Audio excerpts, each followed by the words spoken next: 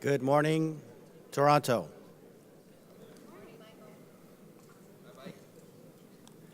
I'm Michael Lopez-Alegre. I'm the president of the Commercial Spaceflight Federation, and I am delighted to be here today to share with you what I think you'll agree is one of the most dynamic, exciting, and dare I say revolutionary areas of space, and that's commercial human spaceflight. For a variety of reasons, commercial spaceflight has not had a very big footprint at the IAC in previous years, and that is about to change. So there's a lot of debate surrounding the use of the word commercial in this context. So after all, when Rockwell built the space shuttle for NASA, they were certainly paid for it, and that exchange of goods and services for money is commerce, and therefore that was at least literally a commercial endeavor. But that's not what the term of art really means today. A few things that define commercial here include that there is more than one prospective user, i.e. a market. The government may or may not be one of those users. That the developing companies use at least some of their own money. That the design details are largely left to them. That they are allowed to keep the intellectual property after the development. And most importantly, that there is competition. As far as when this started, most would point to the winning of the Ansari X Prize to take a reusable manned vehicle to the edge of space twice in 2 weeks for the first time. The second of those qualifying flights occurred on October 4th, 2004. And in those last 10 years, the industry has grown significantly in every measurable way. The number of companies, revenue, investment, factories, floor space, and employment.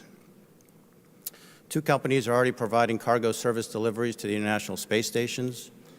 There are companies developing spacecraft for reusable manned suborbital research and tourism, for orbital human transportation, for destinations, and even for resource extraction beyond low Earth orbit.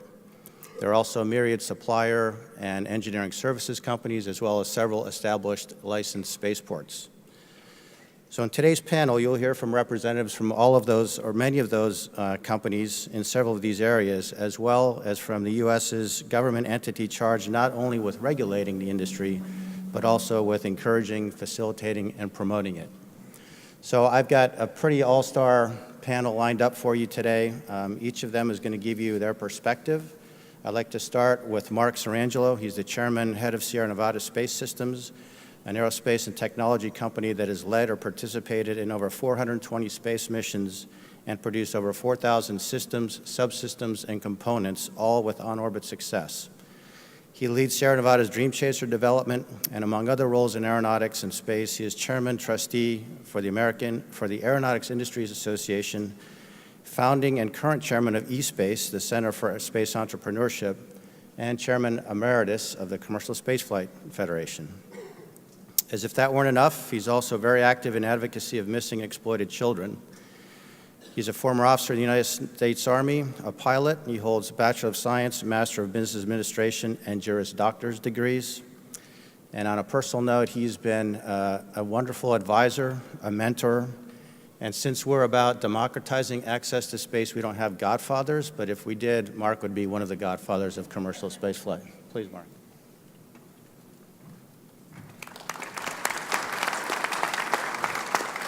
Thank you, and good morning, and thank you for coming out so early in the morning. And I'm actually camouflaged here in case any of you can't see me. It's part of our approach. You know, I want to start off on a serious note. A lot of you know that I try to keep a sense of humor sometimes in what we're doing, but this morning there is a serious note, and no, it's not about that. It's about something else. The serious note here is that for the last several years, we've been blessed by having a leader help us through some very turbulent and challenging times. And I don't know how many of you know, but Michael, this is his, I believe, his last public appearance as the leader of the Commercial Spaceflight Federation. And I want to say, as someone who was there at the beginning of that organization, that we have really been benefited by a person who's not only gave his life to the military and then to NASA, but now helping us through the turbulent waves of building another sector of our industry. So if you don't mind, I'd like you just to say thank you with me to Michael for his service and his time.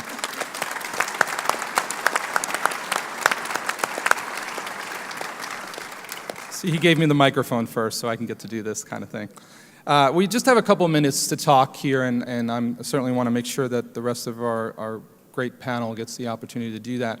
Michael asked me if I could spend a few moments just talking about the commercial spaceflight industry, and having been there from the beginning, I think the word that I would probably use right now is that it has surprised a lot of people by being able to grow. When we first started, there was a handful of entrepreneurs who sat around the table saying, I think we need to have an organization to do this. It was now 12 years ago, I believe, or even longer. Stu, you were there. But today what we wind up with is not only companies that are moving forward, but architectures, many architectures in many different sectors of the industry. And we've been, I think, truly fortunate to have some of the greatest minds come into this, and not only from the perspective of bringing technology, but from the perspective of looking at the industry in a different way. And I know I've been fortunate to be working with people that I call trusted colleagues and friends, and as many of you know, you get into this industry and you develop these relationships and they seem to stay for life. Several years ago, when we first started looking in America at the budget for the commercial crew program, most of the time what we got was closed doors. The first attempts to try to do this were not met with a rounding budgetary support, and the first time we went out, the first program that was supported was a program supported at a level of about $50 million, and that was split up between 6 companies. This past year, we got a budget in America of $525 million that was then spread out amongst three different companies. And through the down select and all the different activities, there have been well over 20 different organizations that have looked at developing this, and I think that's a terrific way to stimulate the industry. NASA's budget going forward, the budget request is somewhere around $800 million for this year. And if you go on their website, you'll see that the budget for the next few years is totaling somewhere between $4 and $5 billion for that period of time. And that's a significant commitment to not only what we're doing, but it's also a recognition of what my company is doing, but as importantly, what this whole group of people on the stage is doing. Each of the companies in their own way have done a marvelous job in developing their technology, and to be able to have multiple companies being able to be developed for not a lot of money in space world to a place where architectures are competing, I think is a terrific way to look forward. From our organization's point of view, we have a pretty interesting conference, and hopefully you'll see that. We have actually 4 different things going on here. Later today, we'll be talking about our efforts internationally. We've developed a global project and been fortunate to have great partnerships with many of the space agencies around the country, around the world, and many of the international organizations in space. And we'll be talking about that later this morning, something called the Global Project, which shows how Dream Chaser and the global industry can work together.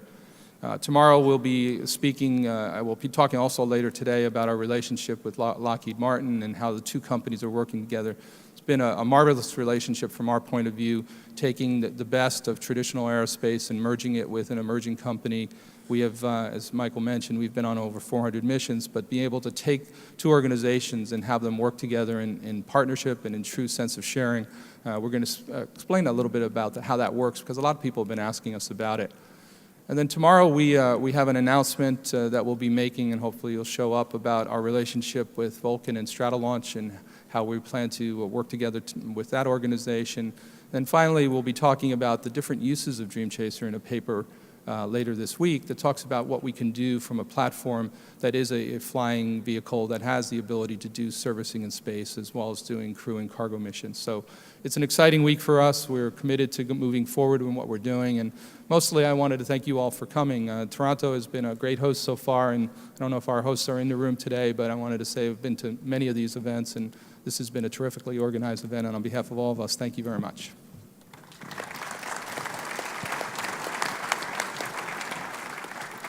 So one housekeeping detail that I forgot, we will be taking questions. The layout of the panel is to do about 30 to 40 minutes of remarks, and then we'll be taking some questions for discussion. So some of the IAC staff, Julia Maria and Wang Ji, they're raising their hands, are collecting these inputs. So write them down, pass them in, and we'll get to them as time permits. So the next gent that I'd like to introduce is Stuart Witt.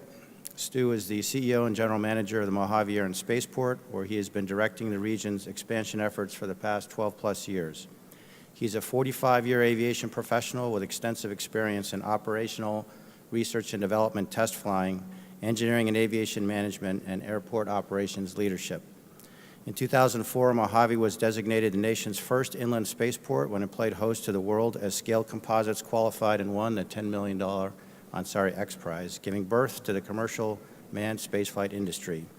He is a founding executive member of the Commercial Spaceflight Federation, and additionally, he's past trustee and board chairman on the Kern County College Board. Most recently, Stewart is credited with crafting and seeing through to Governor Brown's signature new space participant liability reform in California. And on another personal note, Stu was chairman of the Commercial Spaceflight Federation pretty much concurrently while I was its president, and I owe a lot to his friendship and his mentorship. Stuart Witt.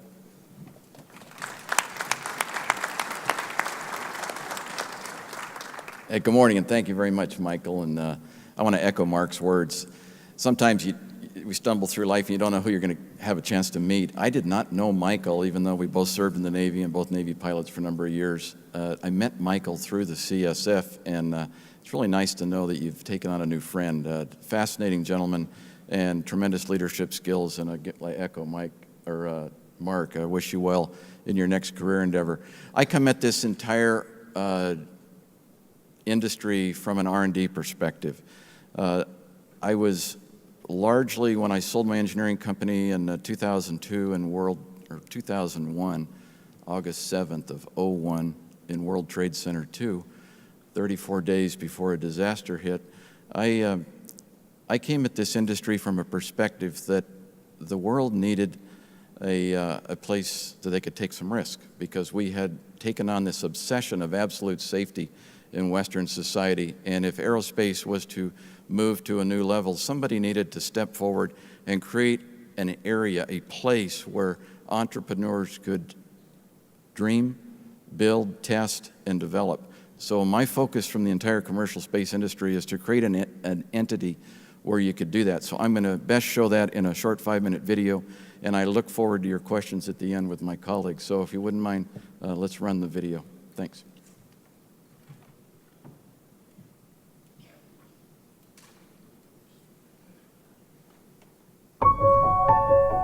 My guess is that's not the right video.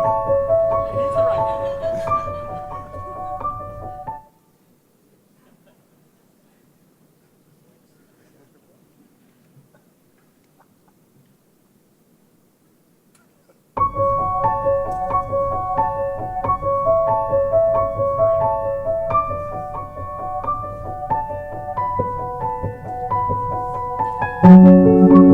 That's still not the right video.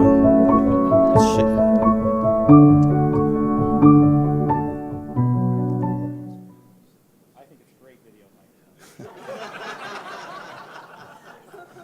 Mike. Speaking of Godfathers and influence peddling down there.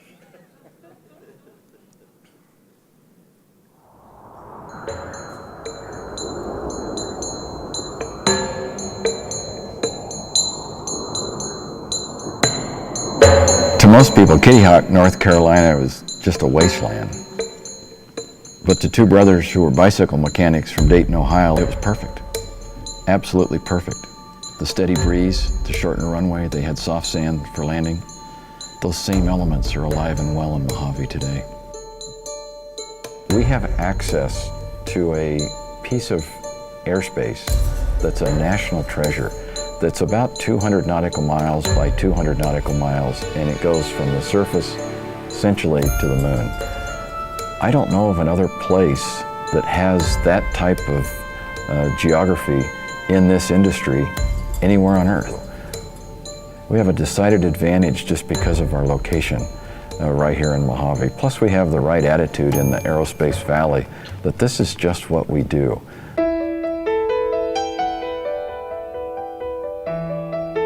In Mojave, we have this cluster of highly talented, innovative people.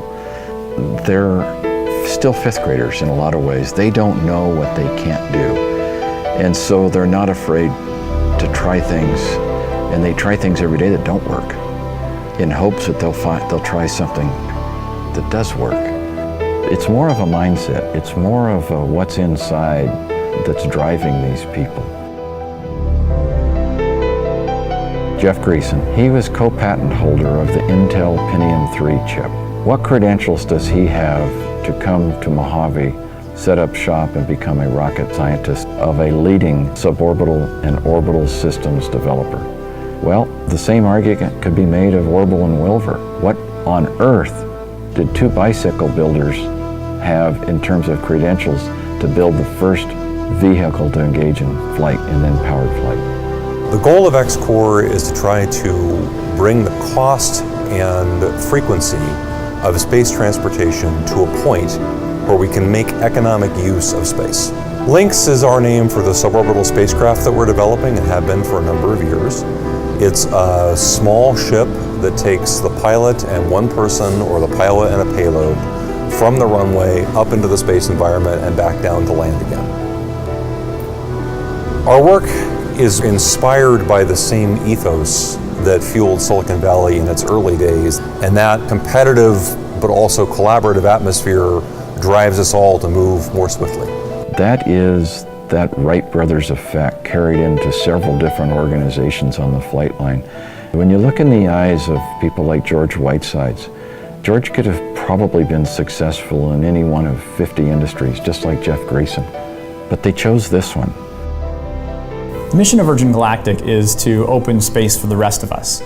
So our aspiration is to bring the price down of space access and to open up the space experience to dramatically more people around the world.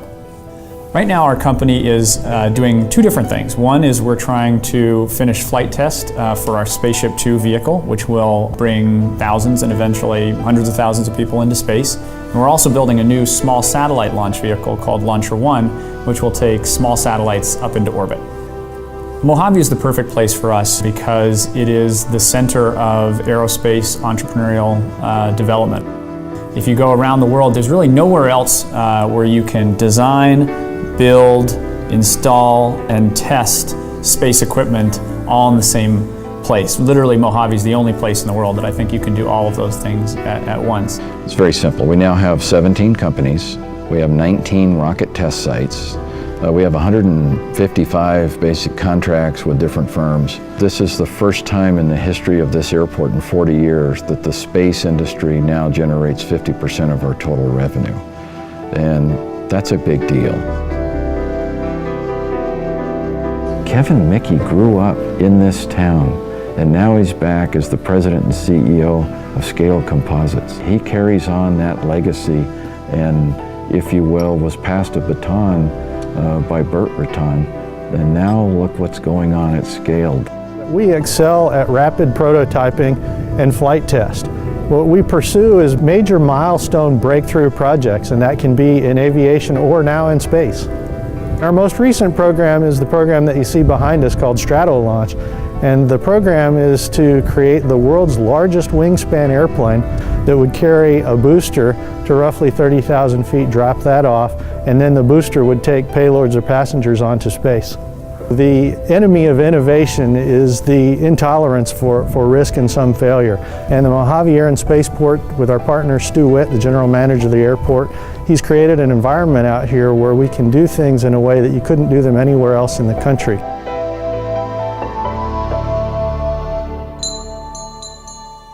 There's only one way to be totally safe, and that's stop. But where does that put humanity? There's something in the human spirit that wants to be a part of something bigger than themselves. We can't lose sight of that. And that's where this industry is. It would be very easy to just accept the fact that we went to the moon in my lifetime, and in my lifetime, we abandoned the moon. I'm not willing to accept that. Something is happening here. You can feel it. There's just a crackle. There's something in the air. I want to be able to look people in the eye and say, I was there. Were you?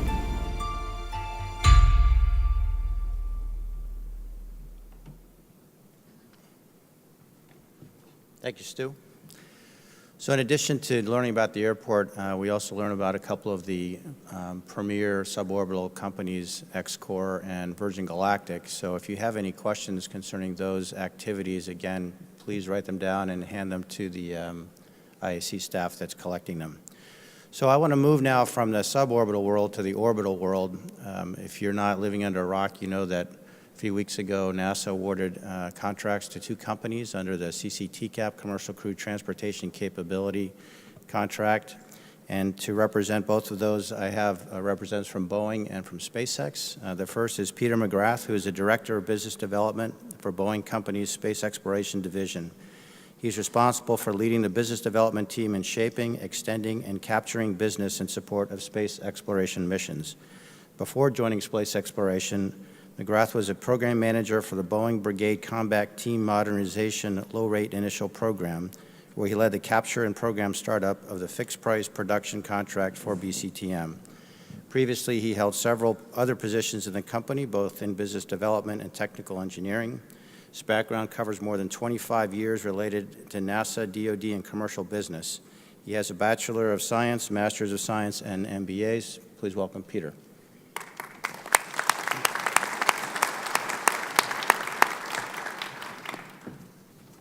Thank you, Mike. So I want to start off by saying how privileged we are to be partnering with NASA on really returning U.S. astronauts to and from the International Space Station on U.S. vehicles. So it's great to be partnered with them.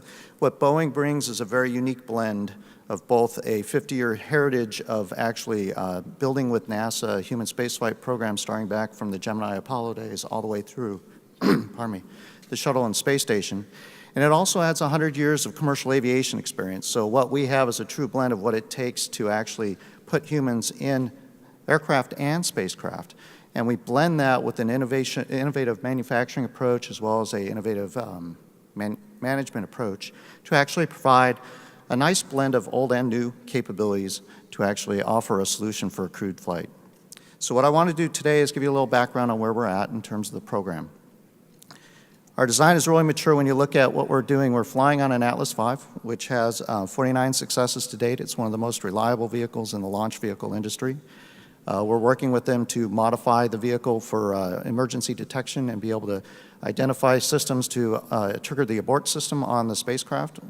They're also modifying the launch tower to put a crewed system on there to be able to put crew on it.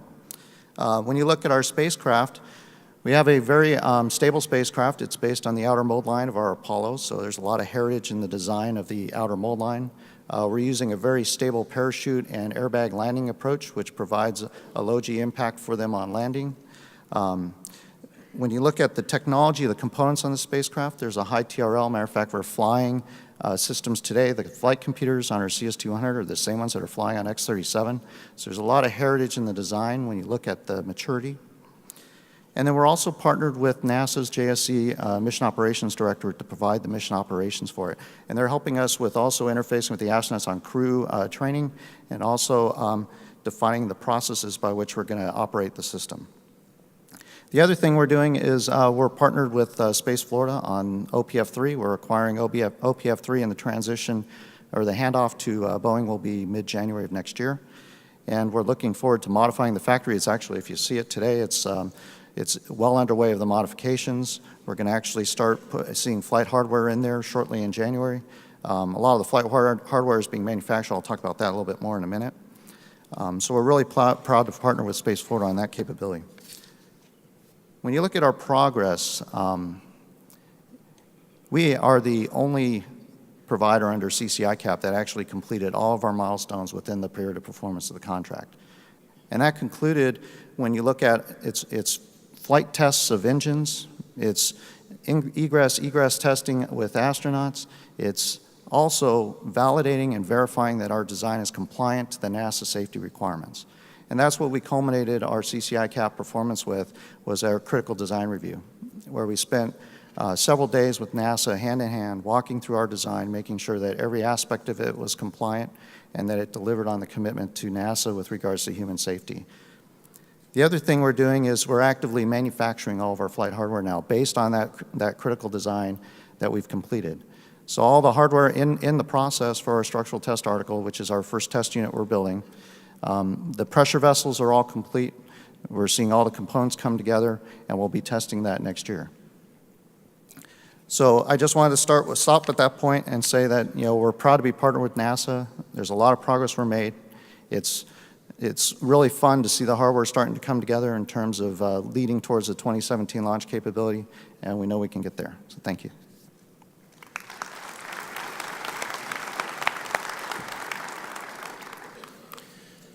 Thank you, Peter. Next up is Barry Matsumori, Senior Vice President for Sales and Business Development for Space Exploration Technologies, i.e. SpaceX, responsible for all sales and business development. He brings over 25 years of experience in technology and business. Prior to SpaceX, Barry worked for several telecom companies, primarily Qualcomm, in developing mobile communications technologies. As Vice President, Wireless Connectivity, his responsibilities included product management, marketing, and technical development. He also has worked at early-stage technology companies in executive roles. Matsumori holds a bachelor's and master's of science degrees. Please welcome Barry.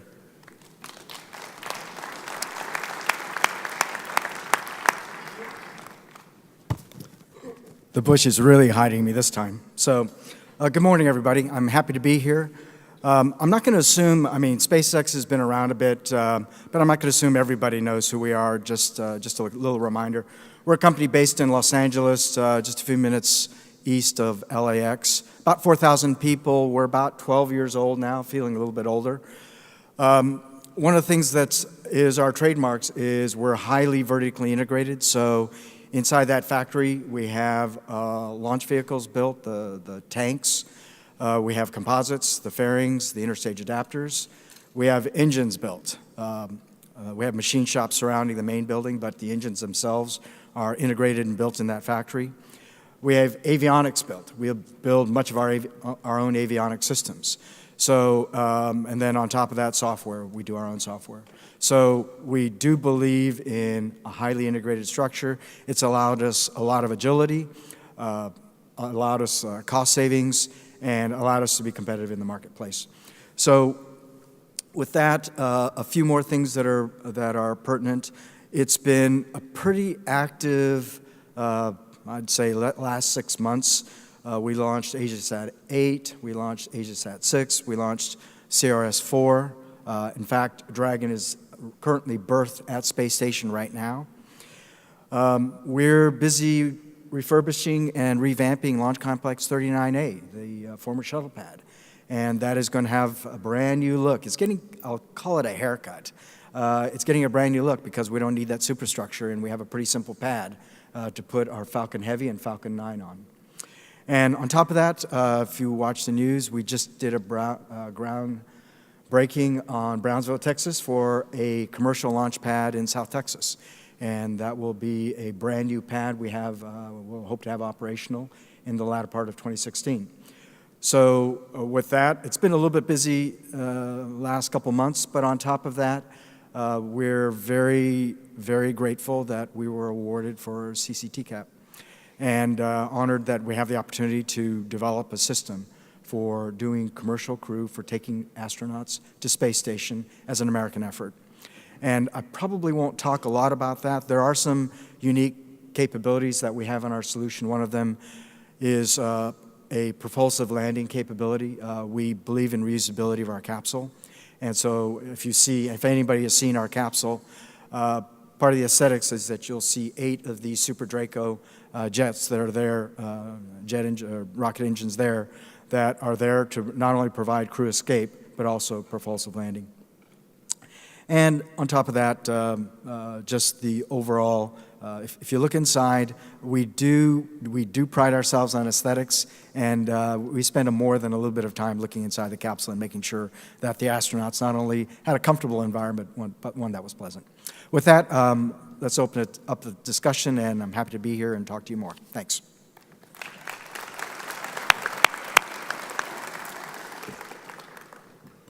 All right, so obviously a lot going on in the commercial crew world. If you have any questions about commercial orbital space transportation, either for Barry, for Peter, or for Mark, please do write down your questions and hand them to the staff. Next up, I want to shift from the transportation to the destination, and that's where Mike Gold comes in. Mike is the Bigelow Aerospace Director of DC Operations and Business Growth. He's responsible for a broad array of activities at Bigelow, including international business development, export control, media, corporate, and federal relations, as well as NASA Space Act agreement implementation, patent report maintenance, and strategic planning. Prior to joining Bigelow Aerospace, he previously assisted the company as an attorney in the Washington office of Patton Boggs, LLP. While there, he supported several clients in high-tech and education-related fields with a specialty in advanced aerospace ventures. Since September of 2008, he served on the Commercial Space Transportation Advisory Committee to the FAA's Office of Commercial Space Transportation, and he has chaired that body since 2012. He is an attorney. He's very well schooled. He can speak eloquently on subjects as diverse as Star Trek and the Boston Red Sox, which I'm sure he will. Mike Gold.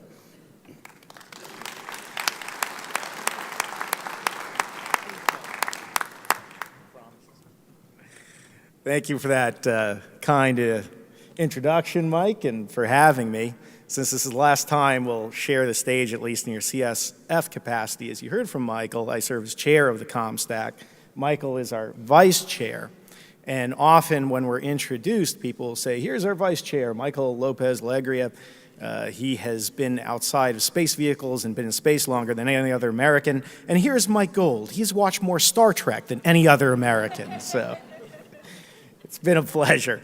And it's wonderful to be in Canada. I grew up in North Dakota, which I think half of America thinks is part of Canada, and had breakfast at a Tim Hortons, so getting the full experience.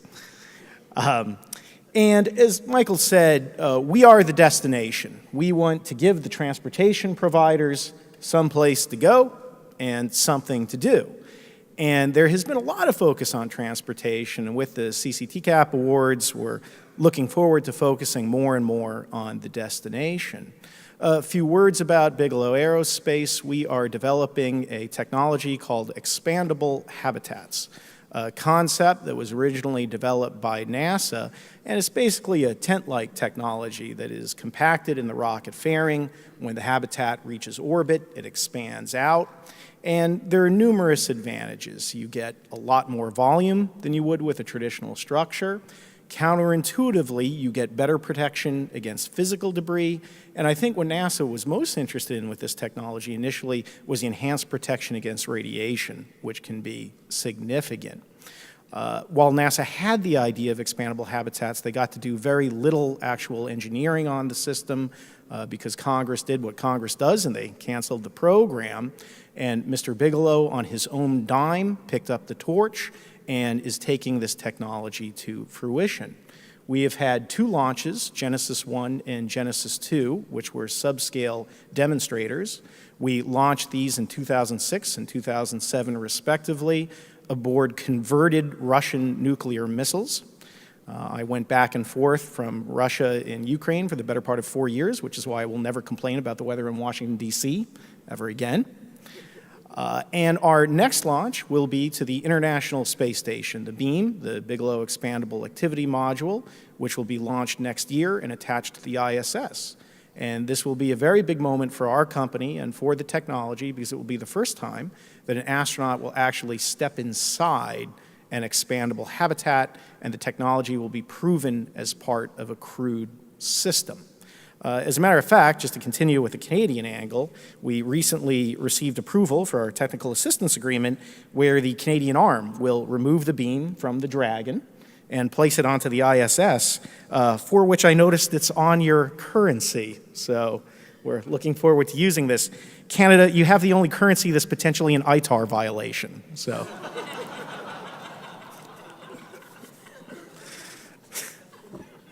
Hope there's no one from DITSA in the room. You could get in trouble for that.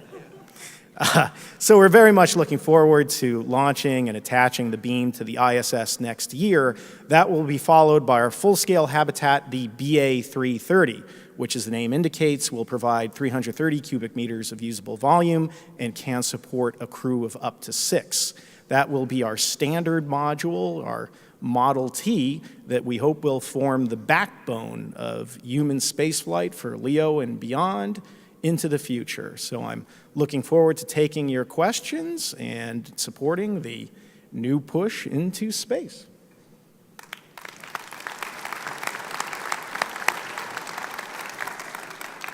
So we literally have heard from some of the captains of industry, and now I'd like to turn to a captain or colonel of government. We actually have a wonderful relationship with our regulator, which is unusual for an industry person to say, but that is certainly true here. And to talk about that, I'd like to introduce Dr. George C. Neild. He's the Associate Administrator for Commercial Space Transportation at the Federal Aviation Administration. He has over 40 years of aerospace experience, including service with the Air Force, at NASA, and in private industry. He came to the FAA from Orbital Sciences Corporation, where he was Senior Scientist for the Advanced Programs Group. Previously, he worked as an astronautical engineer at the Space and Missile Systems Organization, as a flight test engineer at the Air Force Flight Test Center, as an assistant professor and research director at the United States Air Force Academy. He is a manager of the Flight Integration Office for the Space Shuttle program at NASA's Johnson Space Center, and later worked on the Shuttle Mir and ISS programs. He was appointed by NASA Administrator to serve on the Aerospace Safety Advisory Panel. He holds a Bachelor and Master of Science and a PhD in Aeronautics and Astronautics, as well as an MBA. Also graduate of Flight Test Engineering, graduate of the U.S. Air Force Test Pilot School. Please welcome Dr. Neild.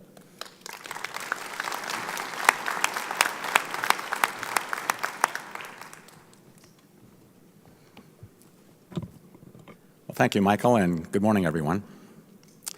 In the more than 50 years now since Yuri Gagarin became the first person to travel into outer space, there have been a lot of rather remarkable space achievements. We've had 12 astronauts walk on the moon.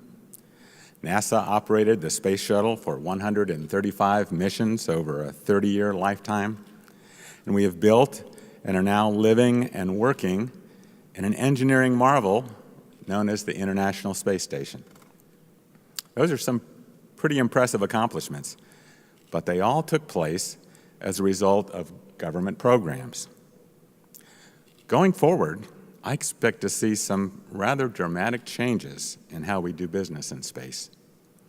Specifically, private industry is going to be playing a key role in our nation's space programs, especially when it comes to transportation to and from low Earth orbit and for suborbital activities. Now, why is that? What does private industry have going for it that makes it so attractive?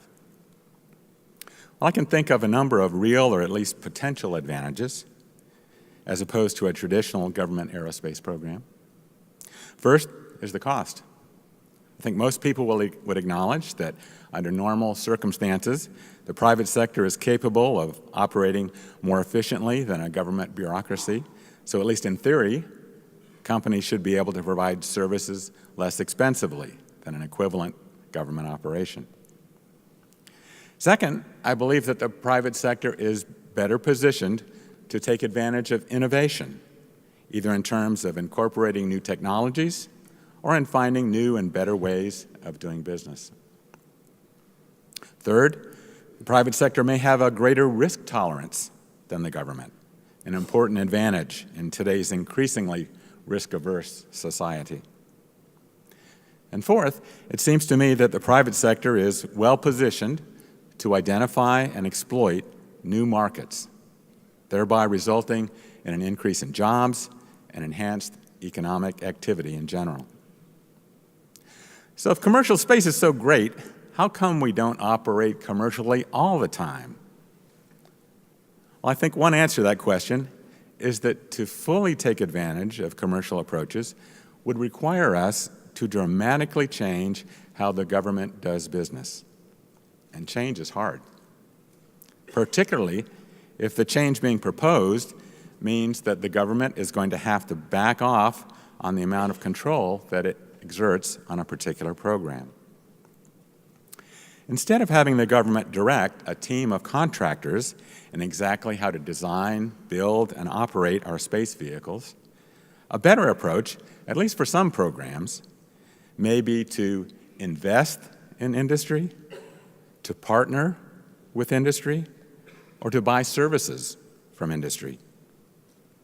That's exactly what NASA did for transporting cargo in the COTS program. And that's what it is attempting to do in the Commercial Crew program that you've heard about so much this morning.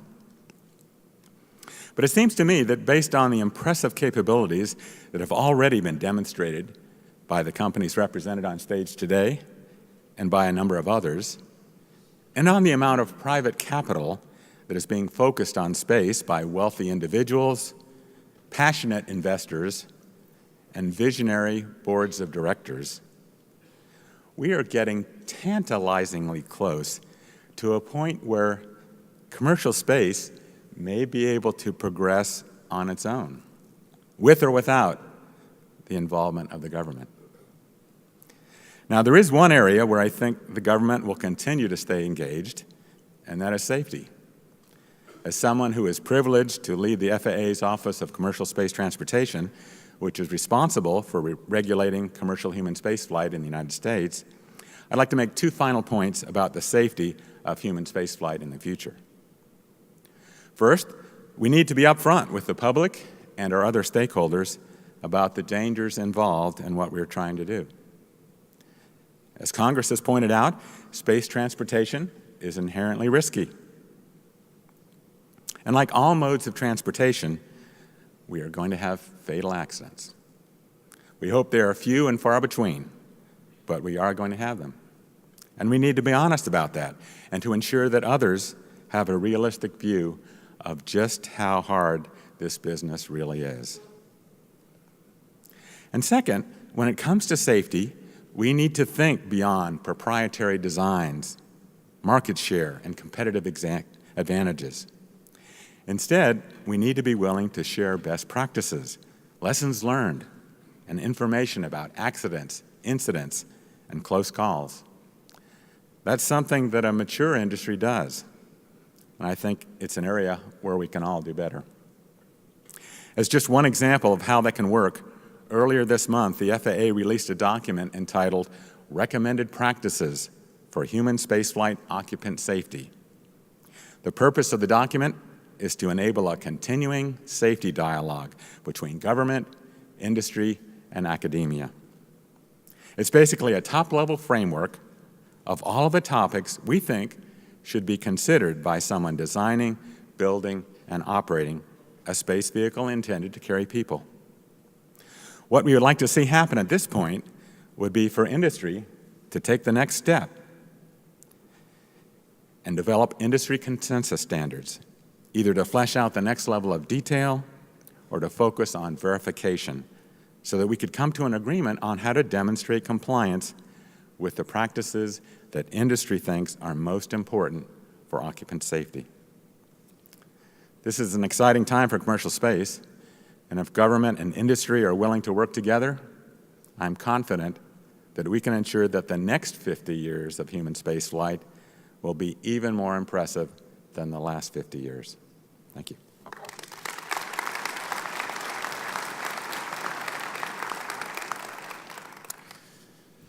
Thank you, George, and thank you, all the panelists.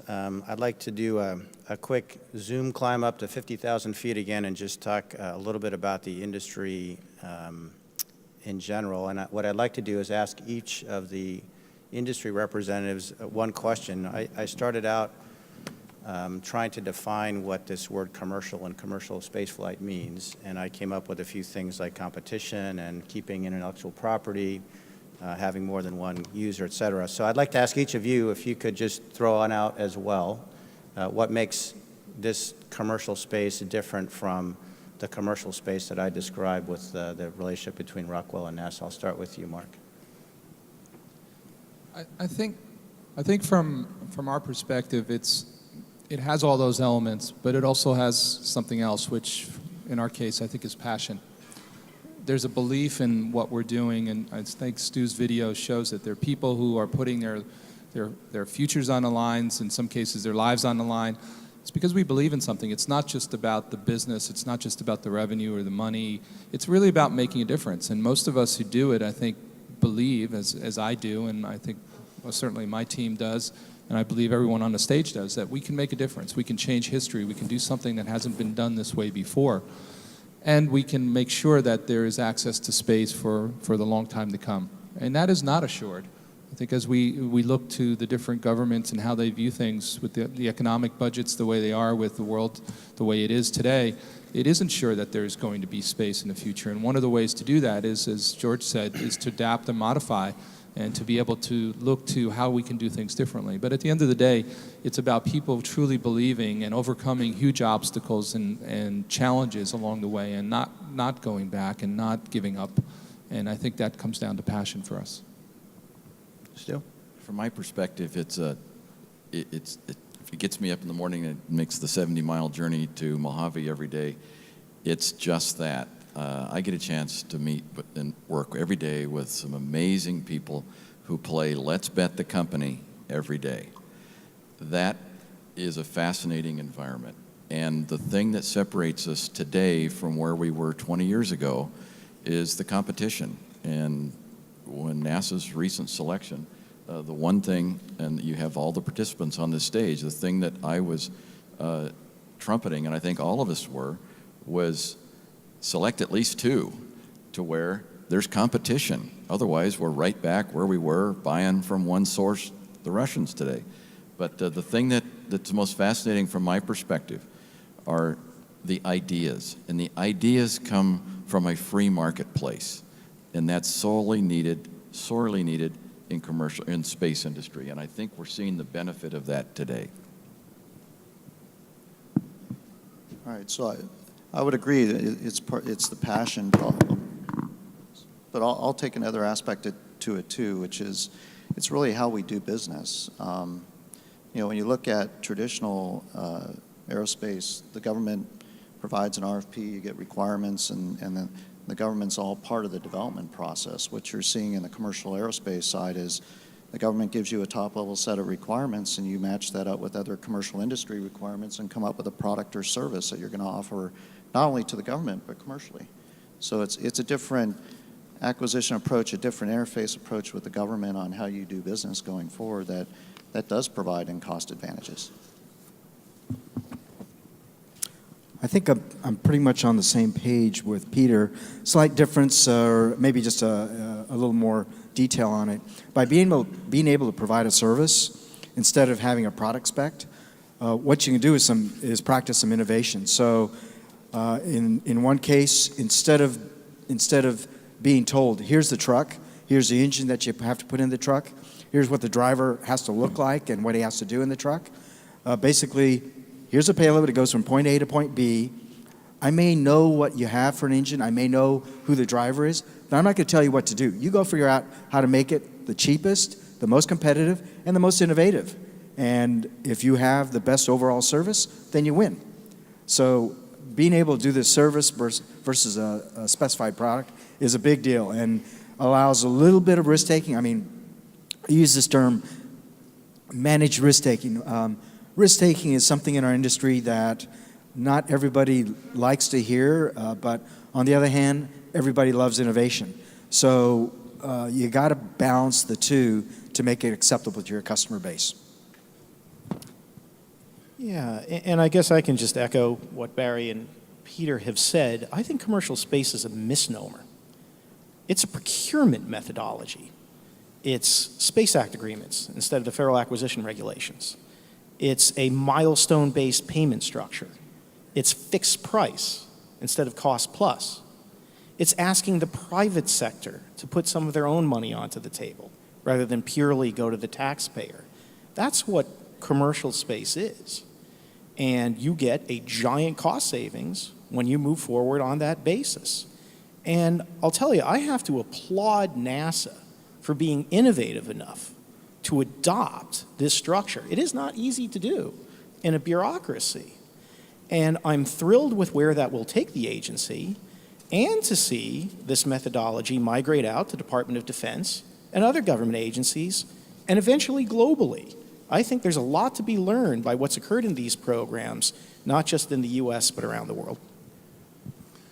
Some great points being made here. One of the exciting things for me looking to this new commercial marketplace is that whereas today the number of launches in any particular year that NASA or the military is able to achieve is frequently a result of how much money Congress appropriates to the agency in that particular year. In the commercial world, the number of launches is going to be based on the number of customers. And whether we're talking space tourism or transportation, it's the marketplace that's going to decide. And that's pretty exciting. Sure, jump in. I actually want to echo what was said about NASA. NASA on CRS has just been a phenomenal partner. I mean, this is, for them, it's difficult to change the way they did business with a partner in space, and that's made a big difference. I'll go to other government agencies. We're working with the FAA, and I think all the government agencies are excited. There's a new paradigm coming of how to do business, and so to me, it's different than it was before, where people were going, well, you have to work with a government agency, it's going to slow you down. Actually, I think they're just as excited about doing this as we are. So, George, in your comments, you mentioned safety and said that, at least for the time being, that's, at least in part from an oversight perspective, government responsibility. We know that AST, the Office of Commercial Space Transportation, has a large role in that. There is also, for the commercial crew vehicles, NASA has a safety and mission assurance role. So could you discuss a little bit the difference, the dividing line, who does what? Well, the responsibilities are certainly similar, but it's important to recognize what the roles and responsibilities actually are. NASA, in the past, has been a developer and an operator of space systems. Increasingly in the future, it's going to be a customer and a user of commercially provided space systems and services. And we hope that's going to enable NASA to do even harder, more impressive things in the future in terms of exploration, but they won't need to be quite as focused on exactly how to design those systems that it uses. The FAA is a regulatory agency. So we have that twofold mission. First of all, to ensure public safety, and secondly, as was mentioned, to encourage, facilitate, and promote. And wherever we can, we try to have a performance-based standard for our regulations and our oversight. So we're interested in achieving the particular objective in terms of safety. Exactly how the company does that is up to the company. Thanks. So I've got some great questions from all of you, and some of them are directed. The first one is to Mark. What additional missions is Sierra Nevada's Dream Chaser capable of beside crew transport to the ISS, and can you talk about any international collaboration? Sure, I'd be happy to.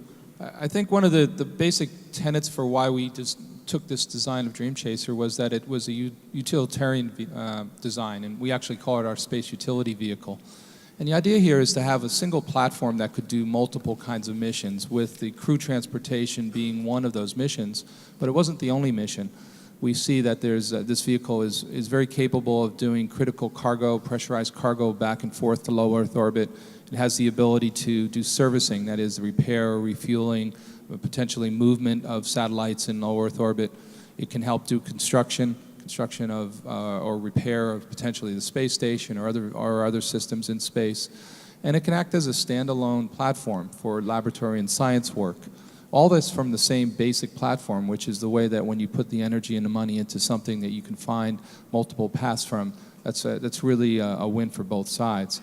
On the international side, from the very beginning, we believed in that creating a strong partnership team was really the tenet. So we went out and found the hardest thing to do sometimes is to be honest with yourself and say what can you do well and what you can't do well.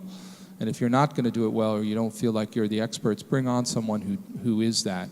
In our case, that has created, I think, an amazing team that we are so fortunate to be part of. And that team right now is over 30 industrial companies around the world, 10 different universities, multiple NASA centers, as well as a global partnership that from the very beginning we saw this as a program that is a global program. NASA, I think, has done a tremendous job in creating a partnership around the ISS internationally, and we felt like we were picking that torch up. So we have relationships in Europe with ESA, with the DLR, throughout Europe with many of the industrial companies in Europe.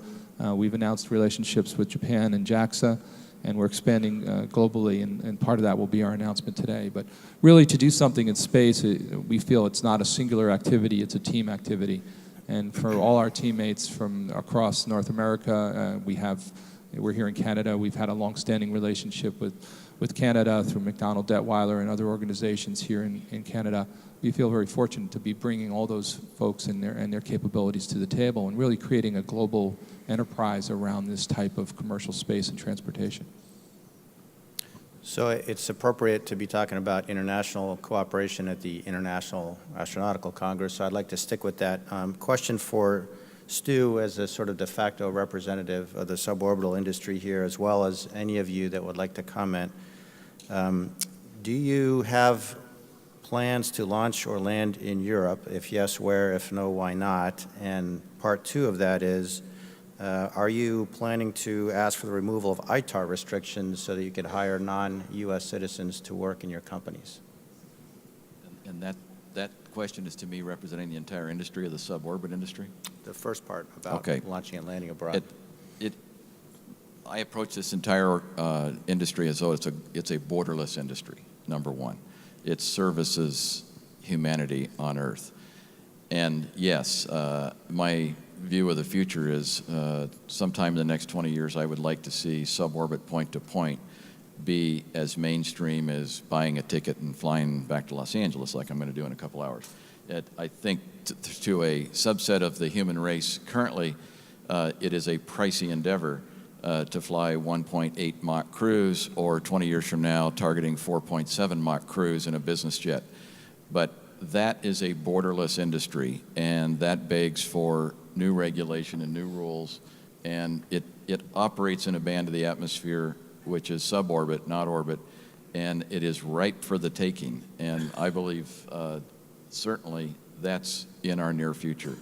The question about hiring foreign nationals into the industry, that's way above my pay grade, and George, that's probably more in you or even Mike Gold, but I know it's... Mike can't not comment on ITAR, please. I know that, even though ITAR is something that I've been, and I think all of us have been trumpeting that as necessary and ripe for change, but we are still constrained by the rules. Yeah. In regard to ITAR, second only to gravity, the ITAR had the greatest potential to prevent us from launching. Now, we have had some substantial changes via the National Defense Authorization Act that have at least freed up the passenger experience for both suborbital and orbital. And that was very important, that had we not had that, a Canadian citizen would have had to have a technical assistance agreement, a technology transfer control plan, and potentially even DITSA monitors just to step inside a Virgin Galactic or an X-Corp product. So that was great progress, but we do have a long way to go. In terms of foreign nationals actually working on systems, I think that's going to be a ways away, even for our NATO and major non-NATO allies. What I can commend to you is that if an individual has a green card, then they're American in the eyes of the ITAR, can actually fully participate in the program. So that's the only free legal advice you'll get today. Go ahead, Mark. I'd like to say a word about Stu, if I can, because I think we saw the terrific video that's up. But one of the aspects of this industry is that people do reach out, and he represents the Mojave Spaceport, but I've seen over now many years, almost a decade, where he's gone out to the different spaceports around the world to help them, to go out and to find a way to provide his expertise, his knowledge. Even though they may be called competitors in some ways, he's reached out and said this is a global industry, and there's an opportunity for all of us to look out and try to build an industry, because I think we all realize if we don't build the industry first, there's not going to be a place for any of us to exist within it. And in our case, the ability to land Dream Chaser is one of the things that we think is the biggest tenet of it. On a 2,500 meter runway anywhere in the world is very much where a commercial Airbus 320 or a 737 can land, is one of the things we put in the beginning. So we've looked at this as a global opportunity for landing, and Stu has done a terrific job in being able to reach out and see if these many of the spaceports around the United States first and then around the world could be able to create that network so this industry actually could survive. Very quick question. Peter, Barry, can you make 2017? Yes. Yes, we can. Is the mic working? Should be. No, yeah, we definitely have a plan in place that puts us to having operational services within 2017. It's a very short answer. It's yes. Okay. Question for Mike. Is Bigelow looking at or working on expandable habitat technologies for lunar applications? You know, expandable habitat technology was originally developed by NASA to go to Mars. It was called the TransHab, the Transit Habitat, in an uncharacteristic moment for NASA when it was retasked to support the ISS. They didn't even bother changing the name. So I think before Bigelow Aerospace, we still called it TransHab technology. I think we want to take this technology full circle. We want to bring it back to its beginning and use it for beyond LEO. And the moon makes more sense as a destination, I believe, for both private and public activities than anything else beyond LEO at this moment. And we certainly have plans and ambitions to go to the moon. And quite frankly, relative to our LEO operations, if our only goal was to go to the moon, we'd still be doing the exact same thing to demonstrate and develop our technology and our business case in LEO. Great. Thank you, Mike. So we are pushing up on our stop time. I'd like to give each of you a 30-second wrap opportunity. Well, first, I'd like to thank you all. It's, for someone who's been at many of these events, I see standing room only. And I think the first time that we were doing this, there were maybe 10 people in the crowd. So certainly that has been part of the growth of the industry. It's not just what we're doing, it's also be able to reach out to the community at large and be able to see the excitement. And we're very thrilled to be part of this and continue the Dream Chaser program and continue our work towards going to low Earth orbit. Echo, I look out in the audience and I remember a gig, George is going to smile as soon as I say it. He invited me to go to Colorado, must go to this event, it's a fascinating space conference. There was one person sitting in a chair in the audience. Remember that, George? And look at this today, and look at the age of the people in the audience. This is a wonderful thing to see so many young people, highly educated, inspired by a new wave of our entry into space. So it's a different day. And thank you, Canada, for your hospitality. Yeah, I want to thank you also. It's great to be in Toronto. It's great to be amongst all of our international partners and players in the aerospace community. And I just want to reiterate, I think, what was said earlier. You know, it's great working with NASA. It's a great privilege to be able to move forward on providing crewed services. And, you know, we look forward to definitely being a major player going forward in the crew market. I'll echo the theme about it being an absolutely exciting time to be in the space business. Can't imagine that me coming from more of a tech background coming into this industry and then seeing innovation actually taking place is amazing. I also want to report on something else. We had, if you didn't know, there are 20 mice on the last mission to ISS. The astronauts are alive and well. Let me bring it full circle, Michael. When you introduced me, you mentioned Star Trek. And what has always inspired me about Star Trek is the vision of humanity coming together as one to push into the frontier of space. And what I'm so excited by this conference and where we're headed with commercial space is the international aspect of it. Right now on the ISS, you usually have basically 3 seats for the Russians, 2 for the Americans, and 1 seat for the rest of the world. I believe there is a lot more demand than that. And I think via commercial space, we can open up space, not just for 1 country, 2 countries, not just for an elite group of astronauts, but for the world. And Mr. Bigelow is committed to using his wherewithal and his company to making that dream a reality. Just a final comment. The folks on the panel here have done a great job of talking about some of the exciting technologies and the hardware and the operations that are going on. There's also a lot of work in terms of policy, legal, regulatory framework, and that goes right back to the international cooperation. We recently had the opportunity to sign a memorandum of cooperation with the United Kingdom over at Farnborough to work together on developing spaceports and space planes, and we'd be happy to pursue that type of an agreement with other governments as well. So an exciting time for commercial space. Thanks, all of you. I want to add a few more thanks. First of all, to the IAC, to the organizers. Julia Maria is somewhere, and Wang Jia, thank you very much. To the folks in the room working the lights, the sound, and all that, Thank you very much. To all of you for your attendance, it's really heartwarming to see so many folks coming and standing up. And last and certainly not least, please help me thanking my panelists.